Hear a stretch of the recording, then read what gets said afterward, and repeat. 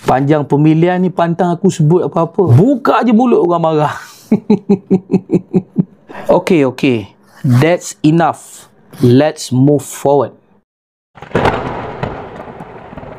Assalamualaikum warahmatullahi wabarakatuh. Salam sejahtera dan salam madani. Keputusan rasmi berkaitan pemilihan Parti Keadilan peringkat pusat sudah pun diketahui. Yang menang, yang kalah sudah pun diketahui secara umum. Apa yang saya nak tekankan di sini adalah enough lah segala pergeseran dalaman yang berlaku ini. Cukuplah kita heret publik untuk mengetahui isu internal kita. Sekarang adalah masanya pula untuk publik lihat penyatuan kita. Ucapan daripada Presiden Datuk Seri Anwar tadi, saya boleh rumuskan bahawa Datuk Seri akan memposisikan semula mereka yang tewas. Kalau boleh selepas ini dah tak ada lagi kau tim A, aku tim B, dia tim C. Yang ada hanya satu, tim keadilan. Kita orang keadilan. Kita orang Datuk Seri Anwar. Itu saja, clear. Kalaulah kita masih jumpa seorang dua yang masih memekik, tak puas hati, gedebak-gedebuk begitu begini, kau percayalah inilah semua ejen-ejen pemecah yang ada dalam parti sebenarnya. Jadi saya nak minta betul-betul kepada anggota Parti Keadilan yang ada semangat dan jiwa keadilan.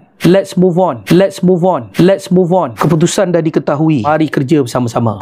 Cukuplah aku nak cakap sikit je pun. Sepanjang pemilihan ni pantang aku sebut apa-apa. Buka je mulut orang marah.